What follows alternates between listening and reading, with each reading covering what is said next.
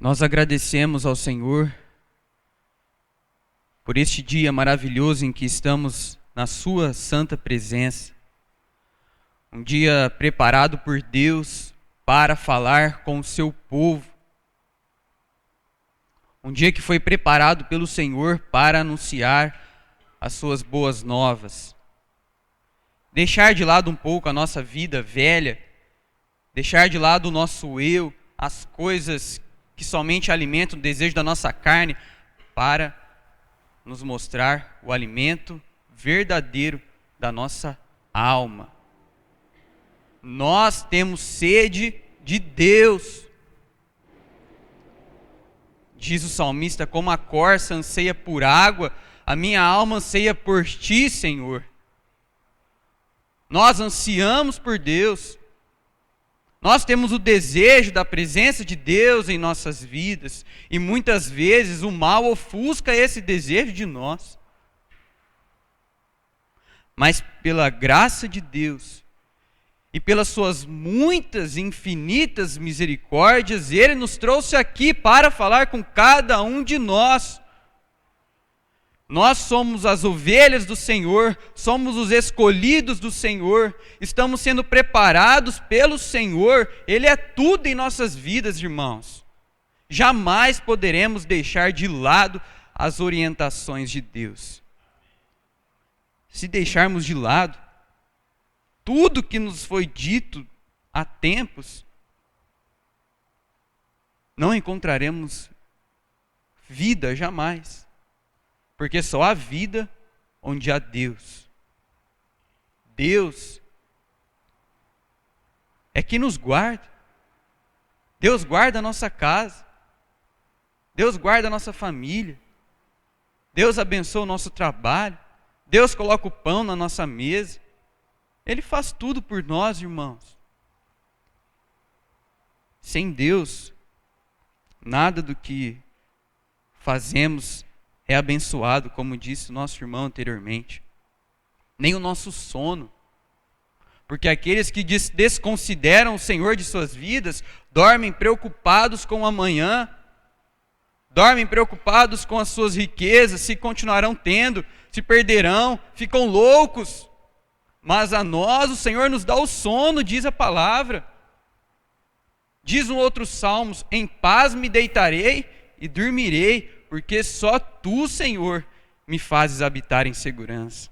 Amém? Só Ele nos dá a segurança, irmãos, para vivermos neste mundo. São muitas as aflições, são muitas as perseguições do maligno, são muitas as dificuldades, mas o Senhor nos livra de todas elas, porque Ele é o guarda de Israel, Ele é o guarda, é o nosso guarda, é o guarda do povo dEle. Ele é o Deus Altíssimo, o Deus Todo-Poderoso. Ninguém pode ir contra o nosso Deus. Se estamos com Ele, temos tudo, irmãos. Não precisaremos de mais nada. Amém? Gostaria de convidar os irmãos à carta do apóstolo Paulo aos Coríntios, a segunda carta aos Coríntios, no capítulo 6, versículo 14.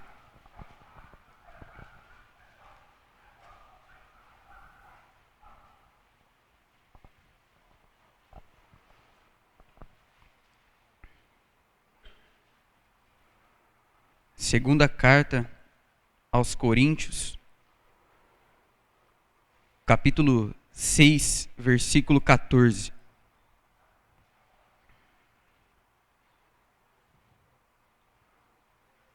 Veja, irmãos, a palavra do apóstolo,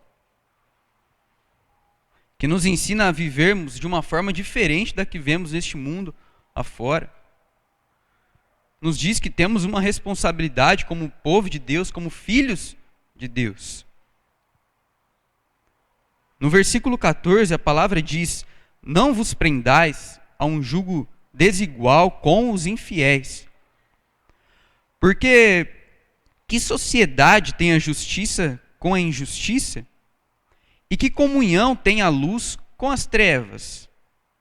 E que concórdia há entre Cristo e Belial? Ou que parte tem o fiel com o infiel? Que consenso tem o templo de Deus com os ídolos? Porque vós sois o templo do Deus vivente, como o próprio Deus disse: neles habitarei, e entre eles andarei, e eu serei o seu Deus, e eles serão o meu povo. Amém. O título dessa lição diz: exortação à separação. Nos dá conselhos para vivermos separados daquilo que desagrada o nosso Senhor. Conselhos para vivermos afastados das trevas, da escuridão, da sujeira, daquilo que nos afasta totalmente de Deus. Porque, irmãos, não há como vivermos para o mundo e vivermos para Deus. Não há como amar Mamon, o Deus das riquezas, e amar a Cristo. Não há comunhão, irmãos. Ou você ama um e odeia o outro, diz o próprio Senhor. Então a palavra diz: olha, não vos prendais a um jugo desigual com os infiéis. Não tenha relação, não tenha intimidade, não tenha comunhão com as trevas de fora. Quão grandes são essas trevas, irmãos? Muitas vezes nos pegamos a ela. Muitas vezes confiamos nas riquezas e deixamos de lado a nossa confiança em Deus. Preferimos dar ouvido à boca do mundo, ao invés de darmos ouvido à voz do Senhor. Que consenso tem, a palavra nos diz, que consenso tem o templo de Deus com os ídolos? Como adoraremos a Deus e aos ídolos? Como adoraremos ao Deus infinito, ao Deus eterno, ao Deus de misericórdia, ao adorarmos imagens, estátuas que não falam, que não ouvem, que não conversam conosco? Porque nós somos o templo do Deus vivente, como o próprio Deus nos disse: neles habitarei, entre eles andarei, e ele será o nosso Deus, e nós seremos o seu povo para sempre. Iam ao templo para adorarem a Deus, para conversarem com Deus, para aprenderem sobre Deus, para verem a manifestação de Deus, mas na verdade nós somos o próprio templo de Deus, onde Ele se manifesta, onde Ele age, onde Ele coloca as suas bênçãos, as suas riquezas. Nós somos o templo de Deus, e eu preciso viver como Deus me ensina a viver. Irmãos, se a palavra diz que eu sou Deus, se eu sou filho deste Senhor maravilhoso, como vou viver para as coisas do mundo?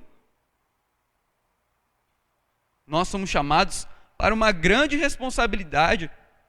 Essa responsabilidade, essa nossa missão é deixarmos um pouco de viver as coisas da terra, as coisas carnais, as coisas terrenas que não nos edificam, e começarmos a viver para Deus, para as coisas de Deus, para o seu reino que será estabelecido nesta terra. Despojai do velho homem, disse a palavra de Deus, e vos revestir do novo homem. Disse o Senhor: os verdadeiros adoradores são aqueles que adoram a Deus em espírito e em verdade. Muitos substituem isso por cânticos, por músicas, por coisas exteriores, mas tudo, irmãos, é interior. Tudo é interior, é de dentro para fora, não de fora para dentro, irmãos. Não, isso não tem sentido algum para Deus. Ele precisa entrar em nossas vidas para que tudo que formos fazer seja conforme a sua vontade. Assim nós seremos povo para Ele, assim nós seremos filho para Ele, e Ele será o nosso Deus. Palavra, no versículo 17, no livro de Isaías: saí do meio deles. Sai do meio deles e apartai-vos, diz o Senhor, e não toqueis nada imundo. E eu, então, vos receberei, e eu serei para vós pai, e vós sereis para mim filhos e filhas, diz o Senhor Todo-Poderoso. Amém. Sai do meio deles. Sai dessa grande Babilônia. Sai do engano. Saia da mentira. Saia da ilusão. Saia da prosperidade material. E se volte para o Deus eterno, que concederá a todos nós as suas riquezas. É um conselho, irmãos, para a nossa salvação. O apóstolo, quando escreve essas palavras, deseja a nossa salvação. Deus, quando fala conosco, deseja a nossa salvação. É o próprio Senhor falando com você, dizendo: saia dessa grande Babilônia. Deixe de lado as mentiras e olhe para mim. Olhe para o que eu tenho te falado. Olhe para as minhas palavras, olhe para a tua própria história. Não é a história de alguém, não é a nossa história, irmãos. E veja quão grandes maravilhas eu quero fazer na tua vida. Que o Senhor nos ajude, irmãos, em todos os nossos dias nesta terra. Nos ajude contra as ciladas e as armadilhas do maligno. Que Ele nos conceda a sua armadura espiritual, para que possamos resistir firmes contra o mal, e que possamos, a partir de hoje, sermos servos e participantes deste mundo que o Senhor tem preparado para nós.